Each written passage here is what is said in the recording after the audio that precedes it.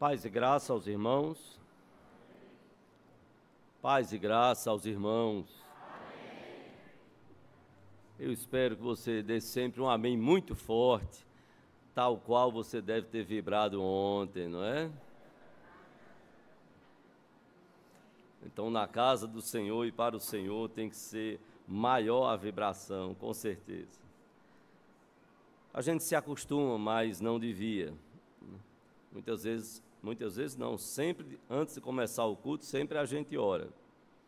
Eu sempre puxo o grupo louvor lá para trás. Eu disse, não, pastor, vamos orar ali, ar-condicionadozinho, legal. Eu digo, não, lá atrás, para vocês nunca esquecerem, quem não sabia, saber, que um dia a igreja não teve ar-condicionado. Era no ventilador, era com o boletim assim abanando. Se você também tiver friozinho, vá para o canto, tá certo? Saia do meio, vá para o canto. Aí, as áreas do canto, já pensei até em botar uma plaquinha assim, inferno, e no meio céu, para você entender. Ali é menos frio, para lembrar você. Eu quero convidar você a abrir a palavra de Deus em Isaías, capítulo 6. Que bênção nós termos o conforto de um templo. Que bênção nós termos bancos para sentar, acolchoados. Que bênção nós termos o ar-condicionado. Nessa semana eu recebi um vídeo muito triste. As crianças vão ficar, todos vão ficar conosco até o fim, até os avisos, até os visitantes. Mas eu recebi um vídeo muito triste de uma igreja na África. O pastor foi assassinado, os membros assassinados, e a gente fica pensando o privilégio que nós temos de nos reunirmos para adorarmos ao Senhor. Domingo após domingo, semana após semana, os PGs, os grupos de oração nos lares.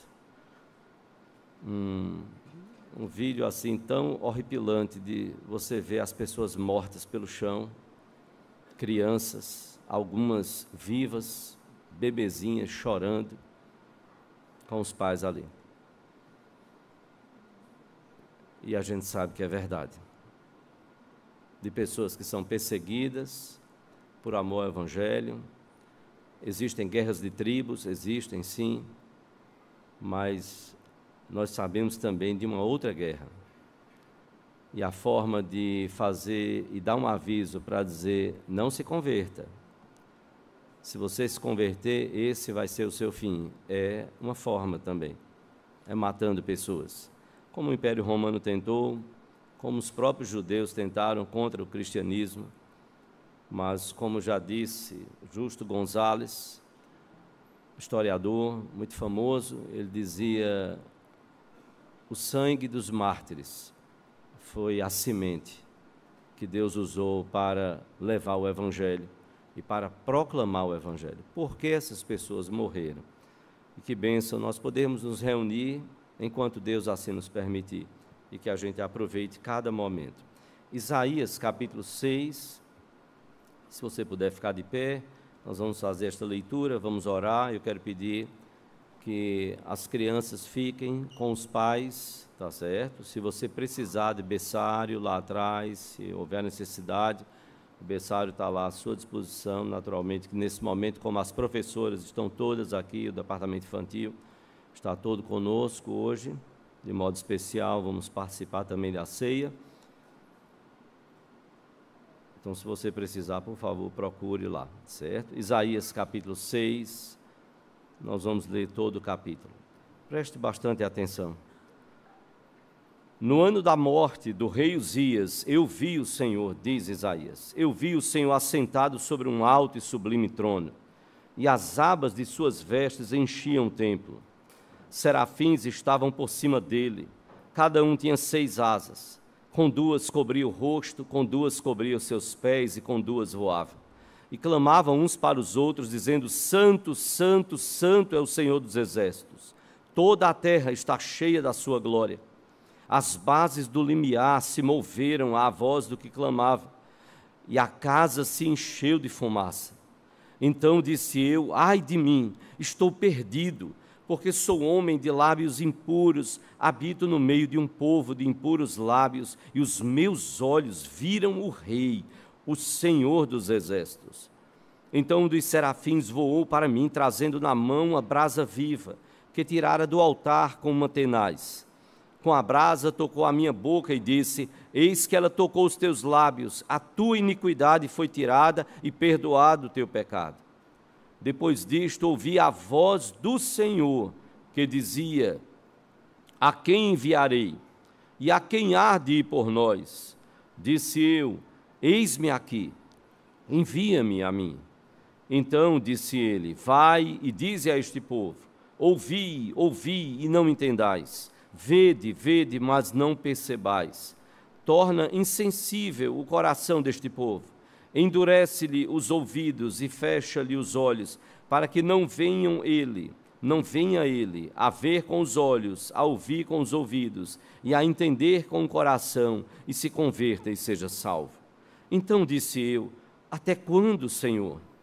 Ele respondeu: até que sejam desoladas as cidades e fiquem sem habitantes, as casas fiquem sem moradores, e a terra seja de todo assolada. E o Senhor afaste dela os homens, e no meio da terra seja grande o desamparo.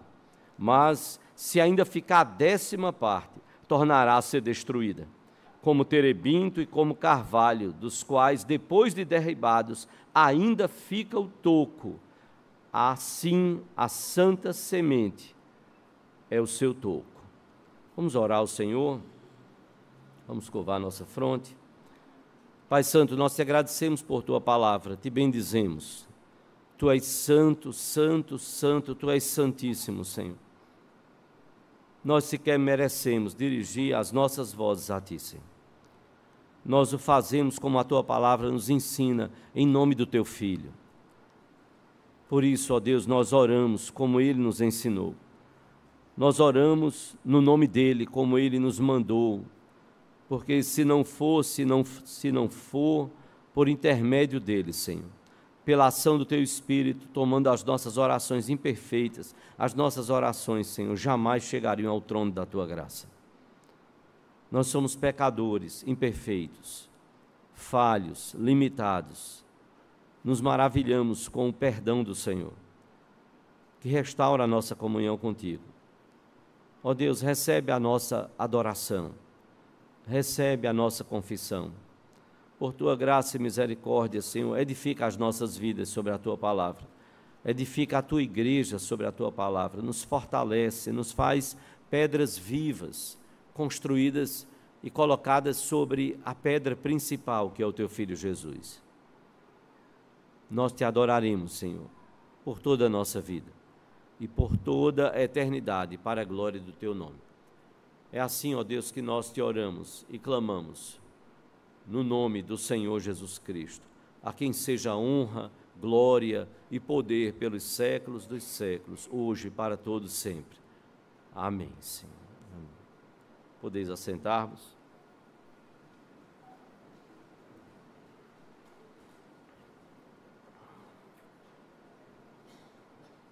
Como dissemos, nós vamos estar todos aqui até o final. Se você precisar lá do berçário, por favor, avise ao zelador. Você poderá ficar lá com sua criança, se então houver necessidade.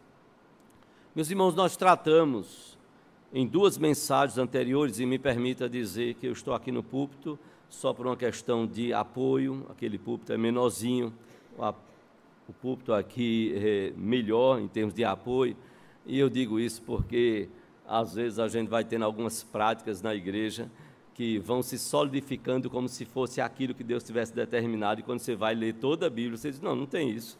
Tanto faz você pregar aqui de baixo como você pregar aqui de cima, é a mesma coisa. E há práticas que elas se solidificam a tal ponto e se cristalizam, a tal ponto que eu lembro de uma situação de um pastor que, à porta da igreja, a irmã passou por ele e disse: essa minha semana hoje vai ser sem paz. Sem paz. E ele estranhou e disse: por que, irmã? Semana sem paz. Ele disse: porque o Senhor, no final, ele tinha o costume, depois da oração de bênção, que ia despedir o povo, ele dizia: ide em paz. Ide em paz. Então ela achou que aquela semana, porque o pastor não havia dito o ide em paz, ela seria uma semana sem paz. Então há algumas coisas que a gente vai assumindo como comportamentos, como usos e costumes, e que a palavra de Deus não nos dá base para isso. Nós tratamos em 2 mensagens anteriores sobre partes do nosso culto, a partir desse capítulo 6 de Isaías. Nós tivemos uma pregação domingo à noite, há 2 domingos atrás, dos versículos de 1 a 4, tratando sobre a adoração. E se você não estava aqui presente, se você ainda não assistiu, eu quero recomendar que você assista. Nós precisamos pensar na adoração que nós prestamos a Deus. Foi partindo de uma visão, e eu não vou pregar de novo aqui, mas só lembrar você. Foi partindo de uma visão que Isaías teve, que ele foi tocado com respeito à adoração dele. O Senhor, no seu alto e sublime trono, os serafins, seres angelicais, cada um com 6 asas, voando e adorando ao Senhor ali no templo celestial, na visão que Isaías teve. O templo abalado diante da glória de Deus. E muitas vezes parece que nós estamos no templo e parece que as coisas vão acontecendo e a gente não vai se ligando no que ocorre, no que acontece. No momento da adoração, no culto, e a gente vai se dispersando, a gente vai conversando, a gente começa num texto bíblico, lá no smartphone, no seu celular, e de repente chega uma notificação, você abre a notificação e você começa a passear e você perde o restante do culto.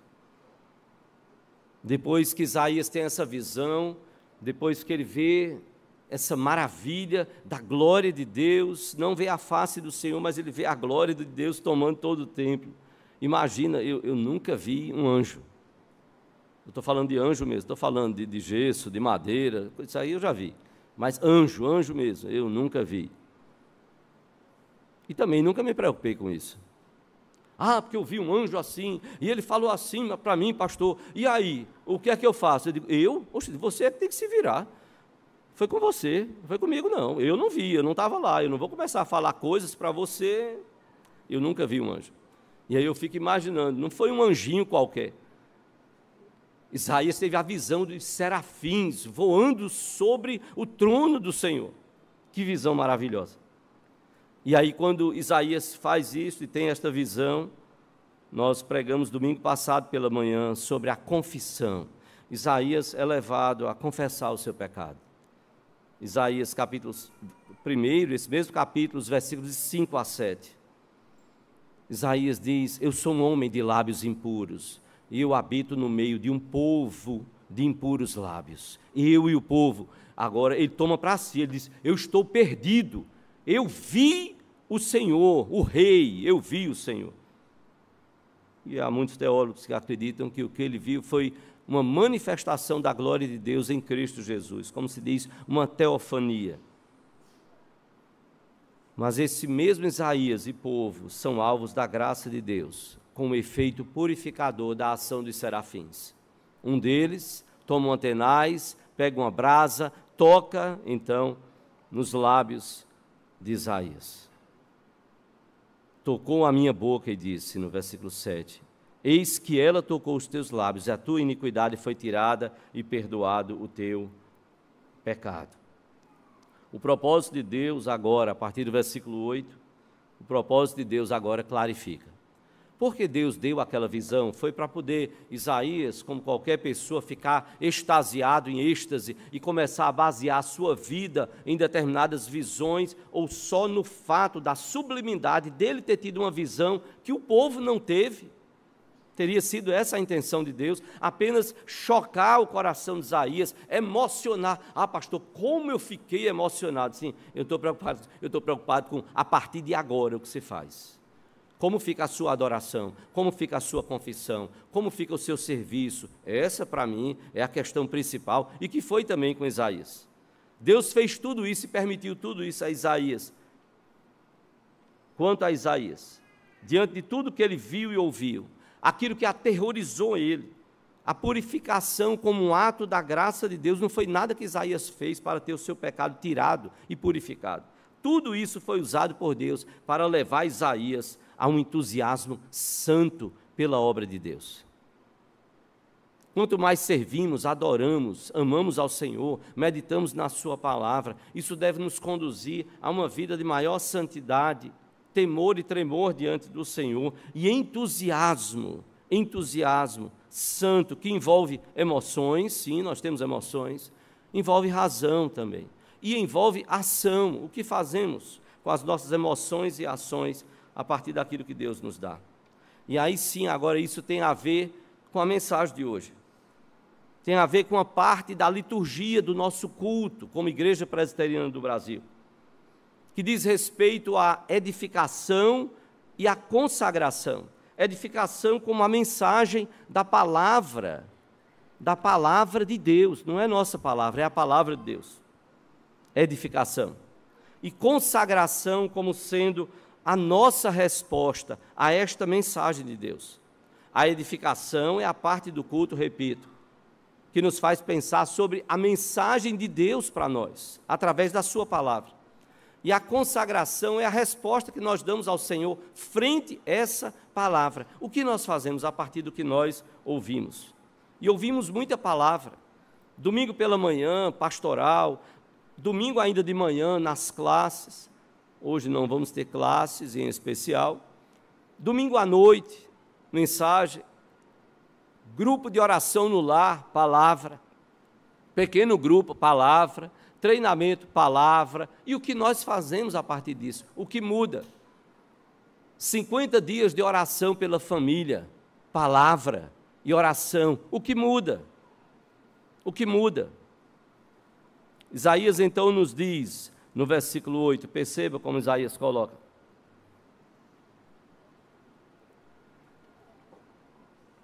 Depois disto, diz Isaías, depois disto, ouvi a voz do Senhor que dizia.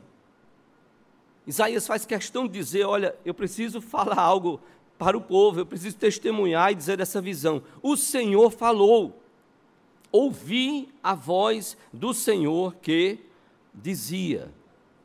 E a palavra foi, neste versículo 8, a quem enviarei? E quem há de ir por nós? A quem eu vou enviar? Quem vai por nós?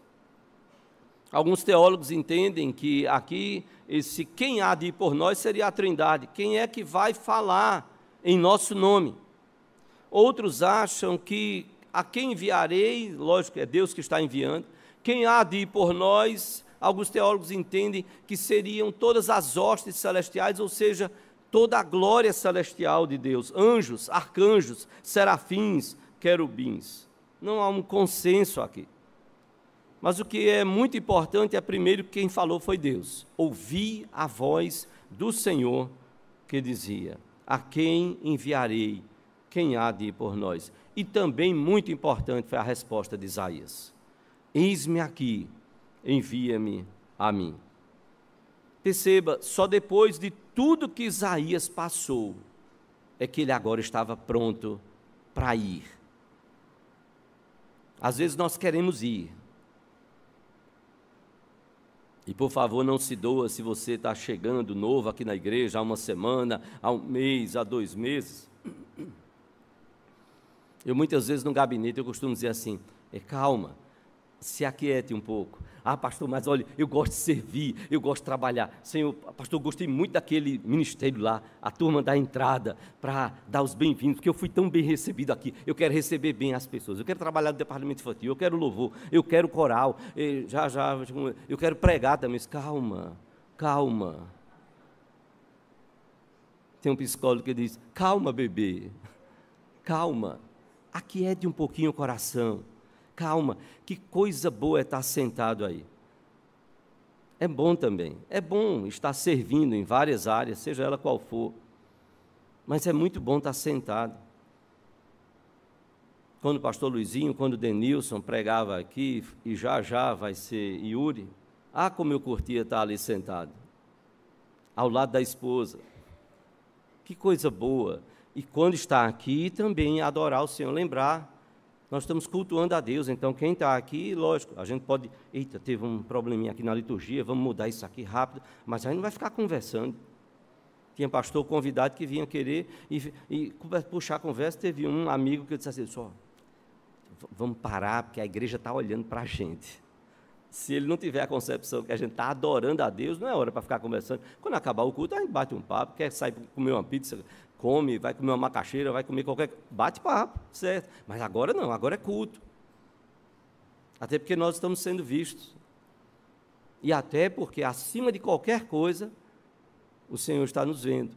E nós estamos cultuando a Ele. A quem enviarei? Quem há de ir por nós? Só depois de tudo que Isaías passou, ele agora está pronto para responder ao chamado do Senhor. É quando nós adoramos a Deus, é quando nós confessamos nossos pecados, nos reconhecemos como pecadores, finitos, falhos, limitados. É quando passamos por esse processo. E aí ouvimos o chamado de Deus, ouvimos a palavra de Deus. E aí a gente pode dizer, Senhor, eu estou aqui. Eu estou entendendo primeiro quem é o Senhor, glorioso, majestoso, não tem palavra que eu consiga expressar toda a tua glória. E Senhor, eu estou me vendo, eu sou um nada. Sem o Senhor eu sou um nada. Se não fosse o Senhor na minha vida, nada, nada, nada. Senhor, eu estou aqui. Se o Senhor está me perguntando, se o Senhor está nos perguntando, a quem enviarei? Quem há de ir por nós? Senhor, esse pecador que teve o pecado tirado, o pecado perdoado, que o Senhor está trabalhando minha vida, glória ao teu nome por isso, o Senhor que é majestoso, todo-poderoso. Senhor, eu estou aqui. Se o Senhor quiser, eu estou disponível, eu estou disposto. Dr. Russell Shedd, sobre esse texto, ele chegou a comentar, dizendo, a prontidão do profeta em se oferecer à obra missionária, sem mais hesitação, deve ser um exemplo para nós, ele diz aqui, para milhares de crentes, que tendo o privilégio de frequentar a igreja com regularidade, de estudar a Bíblia livremente, sem perseguições, nunca permite que um conceito de dedicação, de vocação, de missão, venha tirá-los de seu egoísmo comodista e irresponsável. Eu não vou passar para você o vídeo da igreja assassinada ali, do pastor assassinado. É triste. Às vezes, quando em pregações uso alguns vídeos, uso. É uma ilustração. É uma ilustração. Jesus usou várias ilustrações. Mas para quê? Para emocionar? Não. Como que para emocionar? É para fazer-nos pensar um pouco. Falar de pessoas assassinadas e mortas por amor ao Evangelho é uma coisa. Aí a gente fala, a gente comenta, gente, vamos orar, tem um pessoal que está morrendo por aí e tal. Quando você vê o choro, quando os olhos contemplam ali, é uma dor profunda no coração. Dizer, Senhor, meu Deus, o que é que eu estou fazendo da minha vida? Como eu estou vivendo cada dia para a Tua glória? E Russell Shedd, então, nos faz pensar sobre isso. Nós temos que privilégio maravilhoso de nos reunirmos, abrimos o templo, faltou ar-condicionado, a gente já fica meio assim, né? Está aí, rapaz, nós vai esquentar, hein? Eu já estava pensando. Pregar, prega no grito, dá para pregar mesmo, e prega. As cordas vocais foram dadas para glorificar a Deus, certo? Mas nós precisamos nos dispor nas mãos do Senhor. Nem sempre a mensagem que temos para levar ela é agradável. Veja o que está aí nos versículos 9 e 10.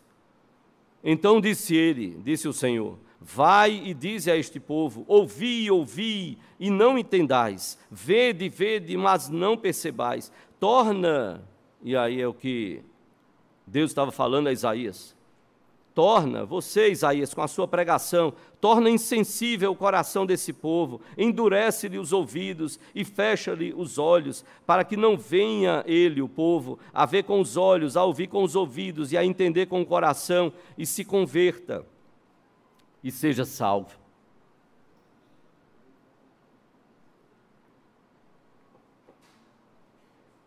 Tem hora que Deus não quer converter mesmo. E Jesus deixa muito claro isso. Jesus diz que se o Pai não nos enviar a Ele, a Jesus, nós não teríamos condições de ir a Cristo. Por isso que a gente tenta todos os meios, a gente tenta todos os argumentos e a gente precisa fazer o máximo possível que estiver ao nosso alcance, sim. Mas lembrar, o resultado só vem do Senhor. Se o Senhor não converter o coração, não vai ser pastor nenhum, presbítero, diácono, nem pai de família, nem nada. Ou o Senhor converte, ou não há verdadeira conversão. Pode haver emoção, comoção, pode haver convencimento, como já tem o gente dizer assim, eu sei que a mensagem do Evangelho é a verdade, mas o coração não muda. Se Deus verdadeiramente não converter aquele coração. O povo rejeitou a Deus e rejeitaria a mensagem de Isaías, rejeitaria a mensagem de Deus através de Isaías. O povo com o coração duro não entenderia. Porque naquele momento, depois de tantas oportunidades, Deus estava dizendo ao povo, através de Isaías, eu vou exercer o meu juízo. Você já viu quando o pai chega e diz assim, olha, eu estou lhe avisando, você está desobedecendo, eu estou lhe avisando. Olha lá, já dei o castigo, já dei bronca em você, você continua, você vai apanhar, é o juízo. Se você nunca apanhou de chinelo, imagine de palmatória. Palmatória é uma bênção. Glória a Deus por isso. De 7 filhos, eu digo, olha os 3 mais velhos no que deram. Não estou desqualificando os outros. Porque o pessoal dizia, vocês apanharam, hein? Papai e mamãe foram duros com vocês. Eu já contei aqui. E aí é uma pequena ilustração do juízo dos pais. E aí imagina o juízo de Deus. Mamãe certo dia disse, hoje o pai de vocês vai cuidar de vocês, seus misericórdia. Ele ia chegar tarde da noite, cansado, esgotado, para jantar e ainda ter que tratar da disciplina, porque em alguns momentos era ela, naquele momento que ele não estava. E eu lembro que meu irmão disse, se prepare, porque tinha sido eu e ele, os 2 mais velhos. E ele disse, olha, já vou lhe avisando, na primeira palmatória, eu vou gritar e chorar. Então eu já estou lhe avisando, chore e grite também. E eu olhava para ele, eu digo, eu não sei. Ele disse, oxe, te vira, o problema é teu. Porque na hora que eu levar a primeira, eu vou gritar e chorar, ele vai parar de bater em mim e vai bater em você. E se você não chorar, ele vai continuar em você. E eu angustiado com aquilo.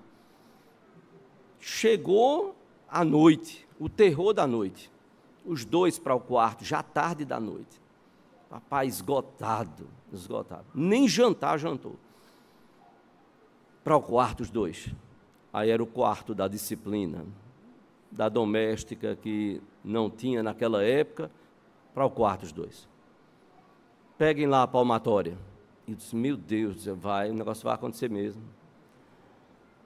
E aí, meu irmão já começou a chorar, e eu olhava para ele e dizia, meu Deus, me dê lágrimas. Não tinha nem começado, ele já estava chorando.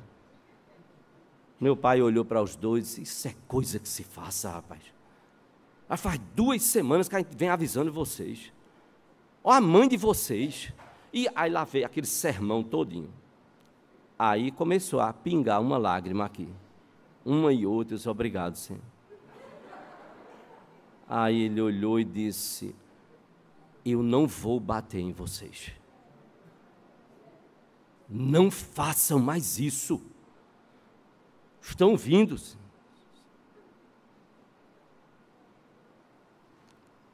O dilúvio já estava acontecendo no meu irmão, as lágrimas. Que capacidade. As lágrimas caindo, e o meu era uma e uma. Pronto. Que eu sempre fui muito travado. Ok. Uma semana depois a gente estava de volta ao quarto. Aí não teve escapatória. O juízo de Deus, Deus vai sendo gracioso, misericordioso, ok. E aí chega como chegou aqui na hora. Deus disse, vai lá, Isaías, profetiza.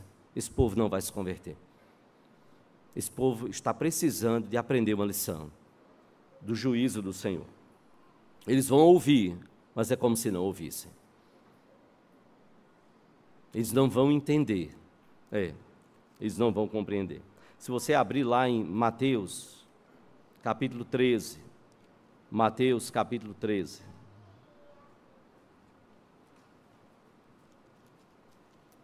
dos versículos 10 a 17, Mateus 13, de 10 a 17,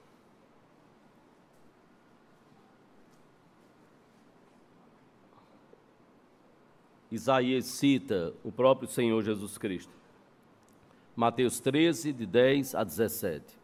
Diz a palavra, então se aproximaram os discípulos e lhe perguntaram, por que lhes falas por parábolas?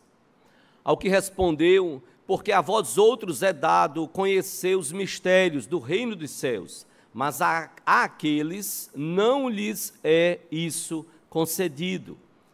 Pois ao que tem se lhe dará e terá em abundância, mas ao que não tem, até o que tem lhe será tirado.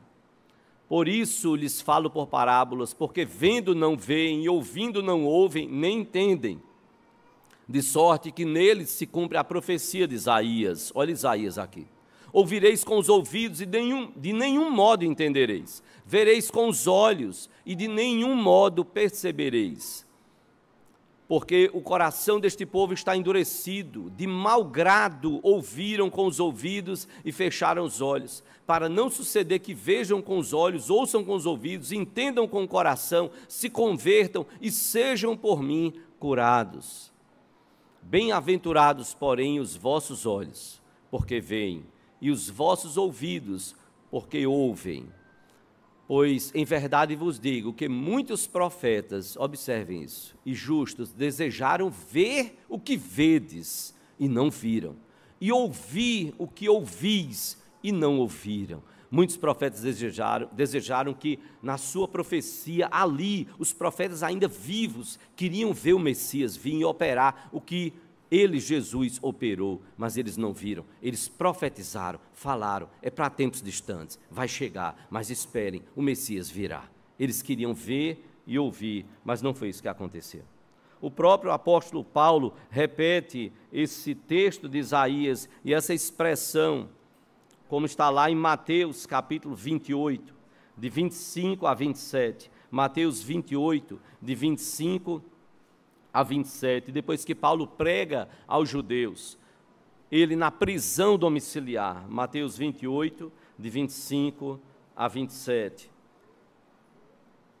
E aí então a palavra de Deus nos diz, e havendo discordância entre eles, entre os judeus, despediram-se, dizendo Paulo estas palavras, bem falou o Espírito Santo a vossos pais, aos pais dos judeus, por intermédio dos profetas, do profeta Isaías, quando disse, vai a este povo e dize-lhe, de ouvido ouvireis e não entendereis, vendo vereis e não percebereis, porquanto o coração deste povo se tornou endurecido, com os ouvidos ouviram tardiamente e fecharam os olhos, para que jamais vejam com os olhos, nem ouçam com os ouvidos, para que não entendam com o coração e se convertam e por mim sejam curados. Paulo usa o mesmo texto que o Senhor Jesus Cristo usou. A maior parte da pregação do profeta Isaías gerou endurecimento no coração do povo, de um povo pecaminoso, rebelde. Mas veja bem, não gerou só endurecimento. A pregação de Isaías não tinha só endurecimento. A pregação de Isaías trouxe esperança, e essa é uma grande bênção. Nós não queremos púlpitos que sejam tal qual circo para diversão. Mas nós não podemos falar só de inferno, só de pecado, só de juízo. Isaías, ainda que muito da sua profecia tenha sido assim, pesada, dura, mas não tinha só dureza. Olhem a esperança no versículo 13, no capítulo 6. No versículo 13, no início desse versículo. Mas se ainda ficar no capítulo, desculpe, não só no início, mas o versículo todo. Mas se ainda ficar a 10ª parte dela, tornará a ser destruída. Como terebinto e como carvalho, dos quais, depois de derribados, ainda fica o toco, assim a santa semente é o seu toco. Havia severidade, sim, veja no início do versículo. Mas se ainda ficar a 10ª parte dela, tornará a ser destruída. Havia uma alvorada de promessa, de esperança, começava a atingir o horizonte, dissipando as trevas. Havia sim a severidade do juízo de Deus. Nem a 10ª parte iria restar. Aquela terra prometida, da qual manava leite e mel, agora dá lugar a uma desolação e destruição, como uma floresta cujas árvores são derrubadas e até os tocos das árvores são queimados, chamuscados. Assim é muitas vezes o juízo de Deus. E aí parece que acabou. Não. Mas em Deus há esperança. Ainda que as árvores sejam derrubadas e derribadas de uma floresta, ainda que os tocos das árvores sejam chamuscados e queimados, há esperança em Deus. John Oswald, ele dizia, nos propósitos globais de Deus, o juízo nunca é a palavra final. E glória a Deus por isso. Nos propósitos globais de Deus, o juízo nunca é a palavra final. Deus tem sempre uma palavra de esperança. Louvado seja o Senhor. Ainda que Isaías 6 se pareça muito com o livro do profeta Amós, saturado do juízo de Deus, há no final uma nota de esperança. Há uma nota de esperança. Quando a Bíblia diz, no versículo 13, mas se ainda ficar a 10ª parte dela, tornará a ser destruída no juízo de Deus, aí então vem a palavra de esperança. Como terebinto e como carvalho, dos quais depois de derribados, ainda fica o toco, assim a santa semente é o seu toco. Carvalho e terebinto são árvores conhecidas pela resistência.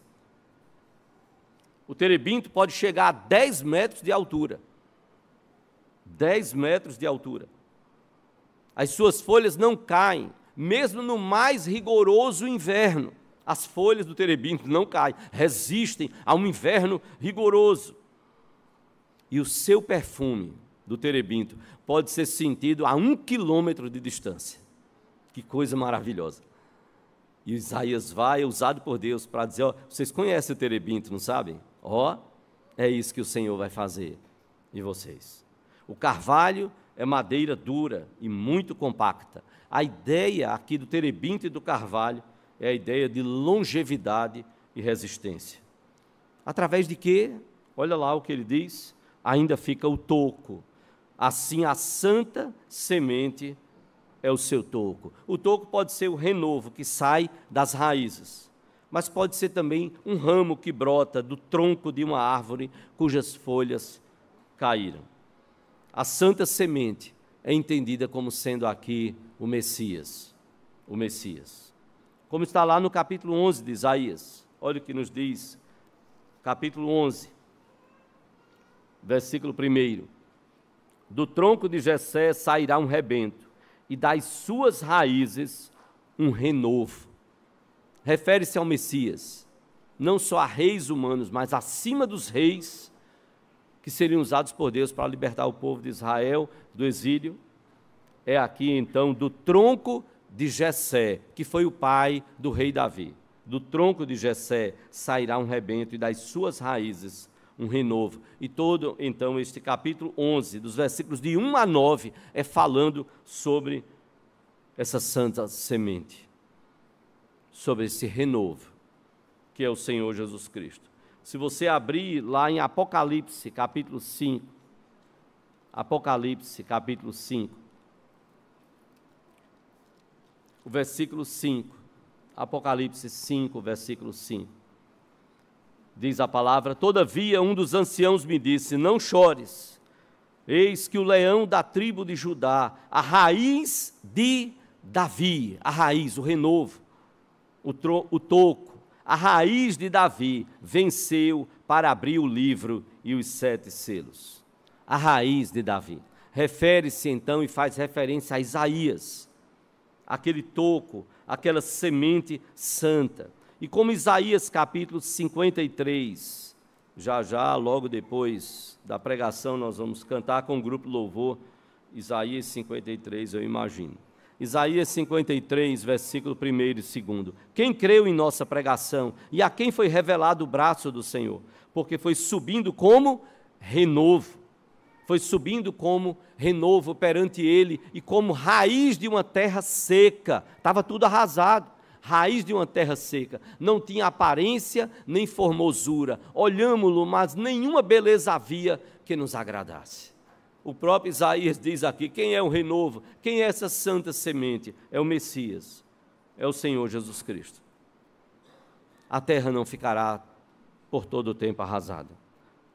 Há e haverá sempre um remanescente fiel, ligado ao Messias, ao Senhor Jesus Cristo. E por isso Isaías diz no capítulo 8, versículo 16, Isaías 8, 16, resguarda o testemunho. E a ideia é, Isaías, depois que você pregar toda a mensagem, pare. Não fique repetindo. Para de falar, para de pregar. Sela a lei no coração dos meus discípulos. Vai ter gente fiel. Vai ter gente movida por Deus para ser fiel ao Senhor. Ser fiel ao Senhor. Deus mandou Isaías parar de pregar. E aos discípulos do Messias, do Senhor Jesus, que aguardavam o Messias, guardar no coração e aguardar o cumprimento daquelas profecias. Com tudo isso, me permita, nós queremos que você ouça a pregação da palavra de Deus. Sempre que ela for a pregação da palavra, nós não estamos pregando, e com todo respeito, não estamos pregando aqui o livro do Alcorão. Nós não estamos pregando aqui baseados no livro de Buda. Nós não estamos pregando aqui baseado em o Evangelho de Allan Kardec, não. Nós estamos pregando a palavra de Deus, inspirada, inerrante. Nós estamos pregando a palavra de Deus. Se você abrir em 1 Tessalonicenses, capítulo 2. 1 Tessalonicenses, capítulo 2.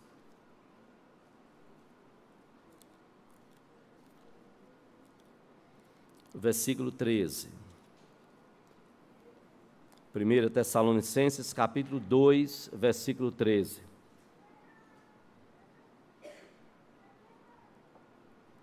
Paulo agradece a Deus por esta igreja, a igreja de Tessalônica. Outra razão ainda temos nós para incessantemente dar graças a Deus. É que tendo vós recebido a palavra de Deus que de nós ouvistes, que é de Deus, acolhestes não como palavra de homens, e sim como, em verdade a palavra de Deus, a qual com efeito está operando eficazmente em vós, os que credes. Paulo se alegra. Isso é o nosso desejo. Ao pregarmos e ao lutarmos por pregar fielmente a palavra de Deus. Receba como palavra de Deus. Não só receba, não só ouça, mas viva a palavra. Paulo disse, essa palavra está operando eficazmente em vós. Então viva a palavra. Seja renovado no seu espírito, no poder do Espírito, através da palavra de Deus. Leia bons livros, sim, mas não deixe de ler a palavra de Deus. Ela é a principal. O pastor Jeremias Pereira disse que da 8ª Igreja de Belo Horizonte, 8ª Igreja Presbiteriana de Belo Horizonte, ele disse que observou que em algumas pregações, quando a igreja estava lotada, tinha uns jovens que ficavam lá atrás do templo, e aí depois que ele terminava de ler o texto e que orava, que ia começar a pregação, aí alguns jovens faziam assim. E ele viu isso num domingo, achou estranho, eram uns pouquinhos jovens, lá atrás do templo. Aí quando foi no outro domingo, ele também leu o texto, orou, quando foi começar a mensagem, os jovens, parecia uma coreografia. Ele disse, o que é isso? Chegou na porta da igreja, ele pegou um dos jovens, tá? Ele fez, que onda é essa que toda vez que eu vou começar a pregar, você... Isso, não, pastor, nada não. Não, explique, eu quero saber o que é isso. E não é só você, tem outros fazendo também o que é isso.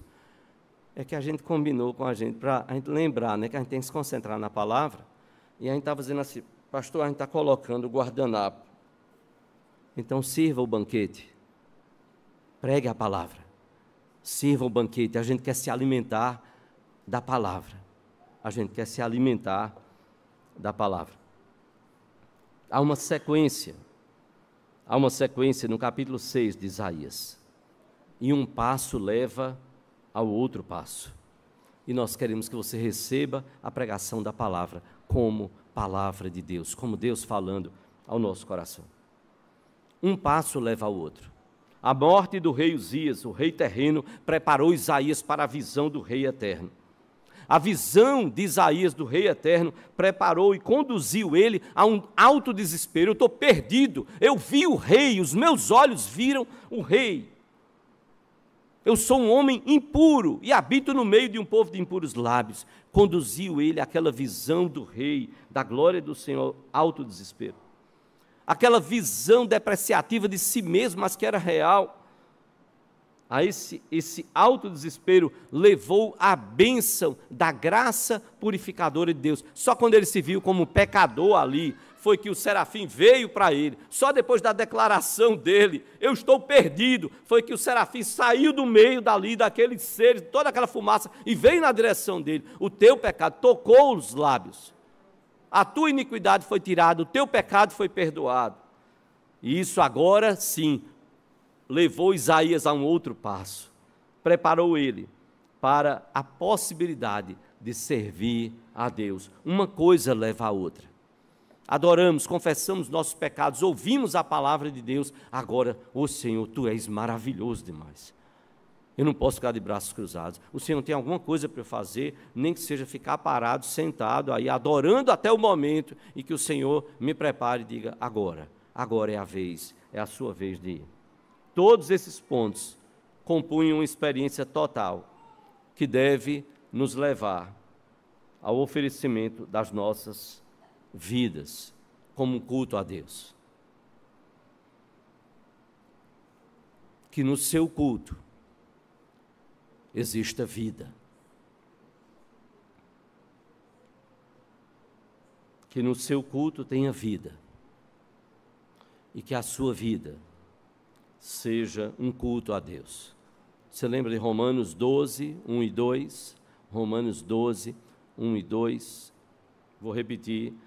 Que no seu culto tenha vida, no seu, pessoal, tenha vida. E que a sua vida seja um constante culto a Deus. Romanos 12, 1 e 2, Paulo diz, rogo-vos, pois, pelas misericórdias de Deus, que apresenteis os vossos corpos por sacrifício vivo, santo e agradável a Deus, que é o vosso culto racional. E não vos conformeis com este século, mas transformai-vos pela renovação da vossa mente, para que experimenteis qual seja a boa, agradável e perfeita vontade de Deus. A nossa vida precisa ser um culto ao Senhor. Nós precisamos ouvir a palavra de Deus, sim, como palavra do Senhor. Eu quero terminar esta palavra, há muitas coisas que poderíamos dizer, mas eu me propus, esperando um tempo certo, pelo menos na minha ótica, e rapidamente eu quero falar sobre a saída das nossas crianças no momento da mensagem, na hora da mensagem do culto. Há décadas nós fazemos isto. Aqui na Igreja Presbiteriana da Encruzilhada, eu procurei, pelo menos através do nosso departamento infantil, tentei algumas professoras, obrigado aí pela ajuda. Segundo elas disseram e lembram, as mais idosas, desde 1975, com o pastor Silas Menezes, desde 1975. A nossa motivação não tem nada a ver com levar as crianças para brincar lá no departamento infantil, para se divertir enquanto a mensagem é pregada aqui. Não, nunca foi isso. Graças a Deus nós temos um departamento infantil muito sério, muito dedicado, e que Deus continue nos abençoando. A nossa motivação ou resolução não tem nada a ver com revolução pedagógica. O que acontece lá fora pode até trazer alguma influência para cá, mas a gente tem que pensar as coisas. Não tem nada a ver com fazer calar o barulho, o choro, incômodo das nossas crianças, porque às vezes esses pensamentos e essas colocações que eu estou fazendo estão por aí soltas pela internet. Ah, igreja que faz isso é porque não aguenta, não quer ouvir o choro das crianças. Não, se fosse assim a gente já dizia, ó, na porta, não, criança não entra, vai para lá e já vai logo. Não, não, criança fica aqui, adora, a gente educa, a gente orienta, sim. E na hora da mensagem elas saem. Na Igreja Presbiteriana do Brasil, o pastor da igreja local ele é responsável por orientar e superintender a liturgia. Isso está na Constituição da igreja. Quando tem mais de um pastor, o que eu vou dizer não está na Constituição. Quando tem mais de um pastor, a prática já consagrada na igreja, ou seja, o que é feito na igreja ao longo de décadas e décadas e décadas, recai sobre o pastor efetivo da igreja. Orientar e superintender a liturgia. O conselho só intervém quando há algum caso de heresia ou falta de bom senso. Ainda que não seja propriamente uma heresia, que não esteja tão claro na Bíblia como heresia, se disséssemos aqui como pastor, irmãos, nós vamos adorar a Deus no momento da oração de confissão, a gente vai plantar bananeiras, todo mundo vai plantar bananeiras, veja, não tem nada na Bíblia que condene, que obrigue, nada, é uma questão de bom senso. Então, o conselho pode parar e dizer, pastor, de onde é que está vindo essa ideia? Não, é porque aí é um sinal mais de humildade, a gente fica de cabeça para baixo, não, mas peraí, bom senso, questão de bom senso. Não há ordem ou proibição para a saída das crianças na hora da mensagem na Bíblia, não há ordem, nem a ordem para sair e nem a proibição de saída. Os textos da Bíblia não tratam disso. E por isso, até hoje, a IPB, a Igreja Presbiteriana do Brasil, não tomou decisão. Ela deixou a cargo de que cada pastor da igreja, o pastor responsável pela liturgia, ele oriente a igreja. E por isso você vai encontrar práticas diferentes. Uma igreja, as crianças saem, como a nossa e como tantas outras. Outra igreja, elas não saem.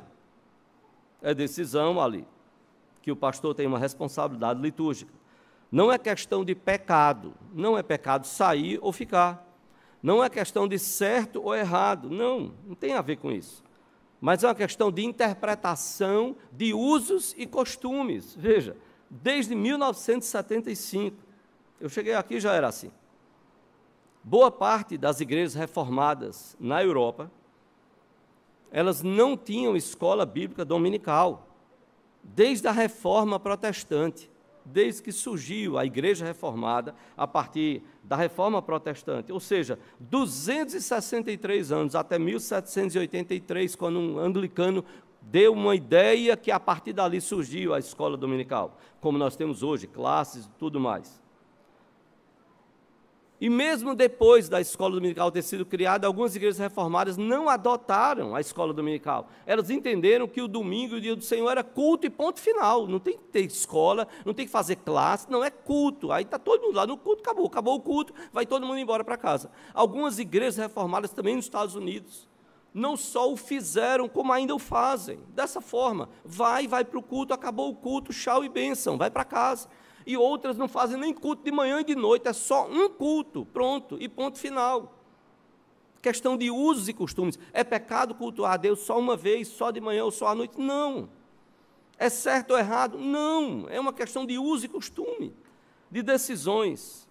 Eu acho maravilhoso vir de manhã, ter escola dominical depois, à noite o culto, maravilhoso, que coisa boa dedicarmos esse tempo ao Senhor.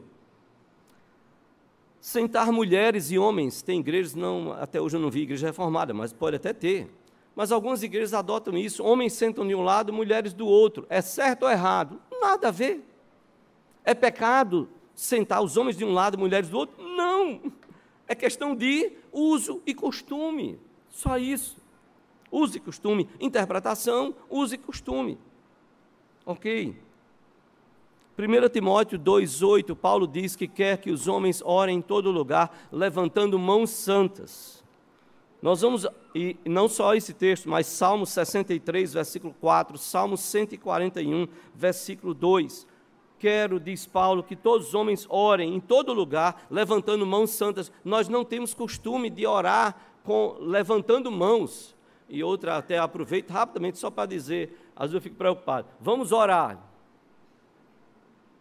Eu às vezes fico só pensando, o que é isso aqui? É medo da bênção cair, aí eu sustento a bênção. Cuidado com usos e costumes, cuidado, porque a gente solidifica uma prática e começa a espiritualizar uma prática. Algumas igrejas presbiterianas optam pela saída, repito, das crianças na hora da mensagem e outras optam pela permanência delas. É certo ou errado? É pecado ou não pecado? Não, não se trata disso. Interpretação, usos e costumes. Como pastor, antes mesmo de chegar na igreja presbiteriana aqui da Encruzilhada, nas igrejas que pastoreamos, nós optamos e orientamos pela saída das crianças. Saída para que elas recebam uma mensagem no nível de entendimento delas, pelo menos até 10 anos.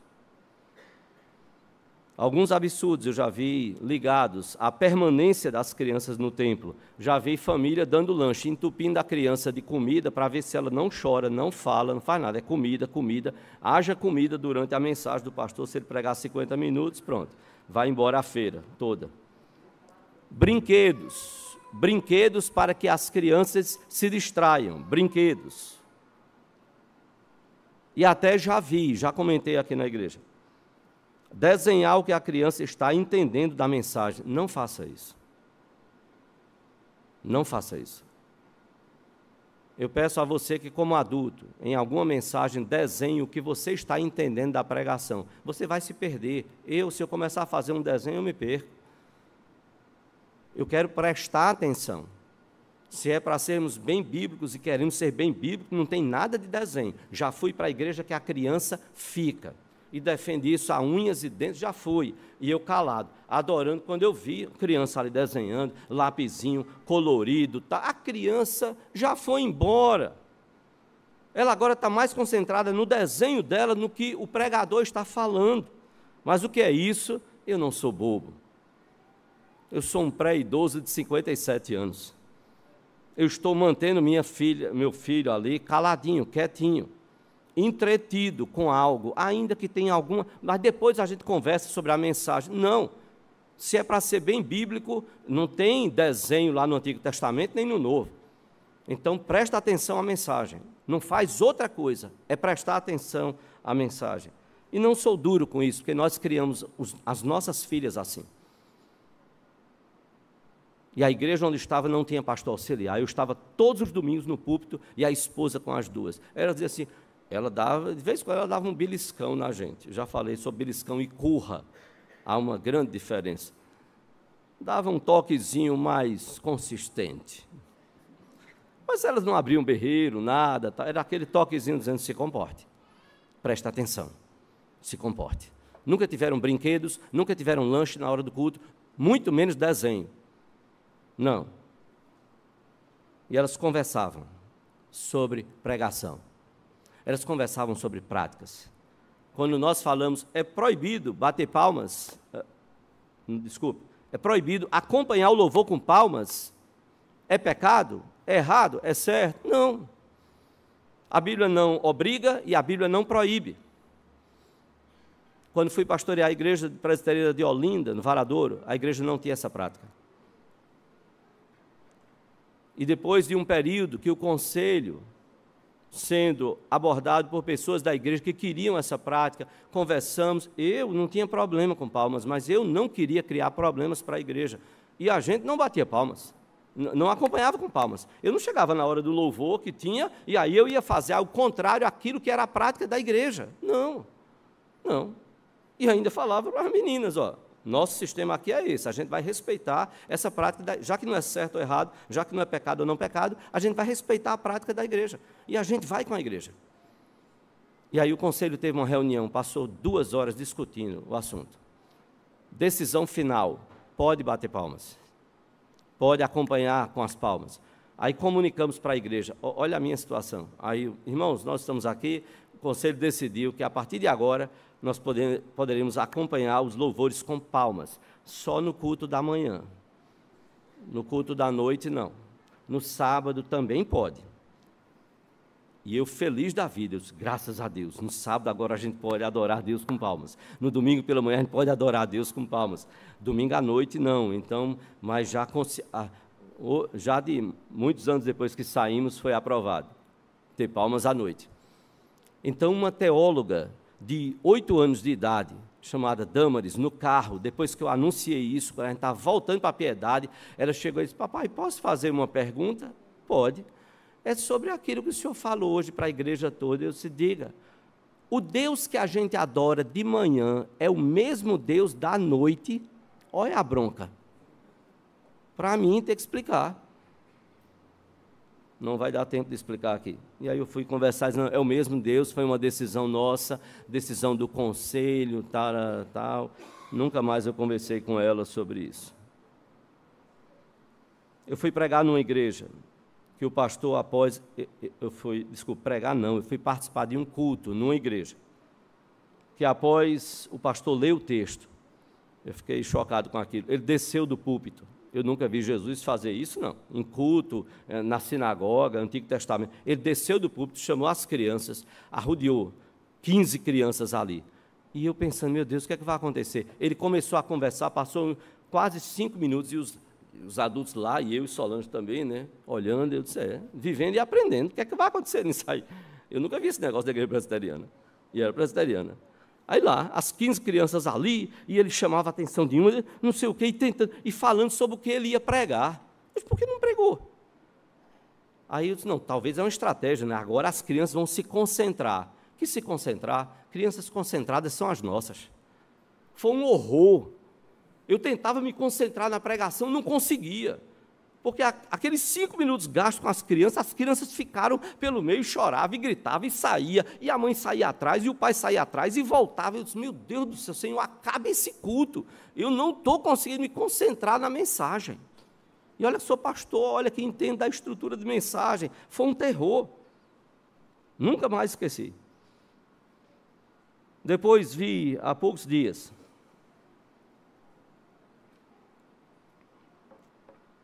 um vídeo com vários indicativos interessantes sobre se eu sou presbiteriano, o que eu faço, o que eu não faço, tal. Ok. E aí, de vários legais, joias, que eu dizia, legal, isso é ser presbiteriano, de fato, Aí teve um que foi um terror. A mãe disse, eu sou presbiteriana e é claro que minha filha fica no culto. Se eu pudesse entrar no vídeo, eu diria, olha, existem muitos bons presbiterianos, fiéis a Deus, consagrados, que os filhos não ficam no culto. E depois que cada um dizia, eu sou presbiteriano e faço isso, eu sou presbiteriano e faço isso, eu sou presbiteriana e é claro que minha filha fica no culto, eu digo, não, eu e minha esposa, nós somos presbiterianos. E é claro que nas igrejas que passamos, e as crianças saíam na hora da mensagem, nossas filhas saíam juntas. Eu digo, criamos assim, respeitando, caminhando naquilo que não é certo ou errado, naquilo que não é pecado, que é pecado ou não é, se não é pecado, se não é questão de certo ou errado, nós seguimos e vamos caminhar com a igreja. Tem igrejas batistas que as crianças ficam no culto essas igrejas não são presbiterianas. Tem igrejas, Assembleias de Deus, congregacionais, luteranas, que as crianças não saem na hora da mensagem, e nem por isso elas são presbiterianas. Eu termino dizendo, Deus abençoe o nosso departamento infantil, que tem currículo, que é organizado. Vocês não imaginam o sacrifício delas para servir ao Senhor e servir às nossas crianças e serem bênção para as nossas crianças. Tem equipe pela manhã e à noite para se revezar, para que quem está à noite possa participar do culto de manhã, quem está de manhã possa participar do culto da noite. Você quer ajudar e Deus capacitou você e chamou você para trabalhar com crianças, procure o departamento infantil. Se Deus não lhe chamou, se acontecer algum problema, procure de imediato a liderança. Nós já tivemos situação. E sabe por quê? Graças a Deus. Porque nós somos gente. Nós somos gente, pessoas. E nós não somos melhores do que aqueles 12 apóstolos que Jesus teve um trabalhão. E louvado seja o Senhor, porque nós somos fruto desse trabalho de Deus na vida dos apóstolos. Deus abençoe as nossas crianças. Deus abençoe as nossas crianças. Caminhe com a igreja. Respeite a igreja. Respeite as decisões. Naquilo que não for pecado e naquilo que não for questão de certo ou errado. Se for pecado, se for certo ou errado, eu estou à sua disposição para sentar e tratar em paz. Eu respeito. Quando eu vou a uma igreja, se eu tiver netos, no dia que chegar os netos, e eu estiver numa igreja que as crianças ficam, aqui elas saem. Se chegar lá, papai, a gente vai sair. Não, vovô, papai não. Papai só por um milagre maravilhosíssimo de Deus na vida de Santa Solange. Mas se eu estou numa igreja que a prática é aquela, não, netinho, eu quero sair, vovô, vamos lá. Não, filho, neto, a gente vai ficar aqui. Porque foi assim que criamos. A gente vai ficar aqui, porque a prática desta igreja é esta. Se eu estou numa igreja que não bate palmas, se uma filha minha começar a bater palmas, já estão casadas, serão repreendidas por mim, porque eu vou dizer, respeite a igreja. Foi assim que nós criamos vocês. Não vamos afrontar. Não vamos afrontar. Eu não vou fazer feito um pastor fez, que depois, numa igreja que não batia palmas, pessoas começaram a bater palmas, acompanhando o louvor. Ele pegou o microfone e disse, irmãos, nós vamos cantar de novo este louvor sem palmas, porque aqui nós não batemos palmas. Não, eu não faria isso, de jeito nenhum. Eu corto o mal pela raiz na hora. É minha filha, não faça isso. Aqui a igreja não bate palmas. Então nós não vamos bater palmas. Nós não vamos. Nós vamos respeitar e nós vamos caminhar com a igreja. E nós vamos adorar a Deus, ao mesmo Deus, nós vamos adorar. Quer as crianças fiquem ou saiam. Aqui as crianças saem. Minha oração é que a gente receba a palavra, a gente reflita a palavra. Nós estamos com muitos divisionismos dentro da igreja presbiteriana. Eu já sofri numa época de que o divisionismo era por questões carismáticas, pentecostalismo dentro da igreja. Hoje eu fico triste quando vejo a igreja sofrendo por práticas neopuritanas. Não concordo com elas. Não concordo. Mas eu tenho que ser fiel diante de Deus. Eu não concordo. Como pastor, tenho uma responsabilidade sobre a liturgia da igreja. E respondo a Deus por ela, com muito temor e tremor. No começo do ministério, no primeiro ano, um pastor querido, amigo, e eu sei que ele fez bem intencionado, me deu uma revista e disse assim, leia e estude sobre isso. A nossa igreja do presbitério, nós não batemos palmas no louvor. E eu fui ler e estudar a lição. E eu disse, bom, eu tenho uma responsabilidade perante a igreja. Eu vou falar aquilo que eu não acredito, Deus vai olhar e vai dizer, isso é um falso.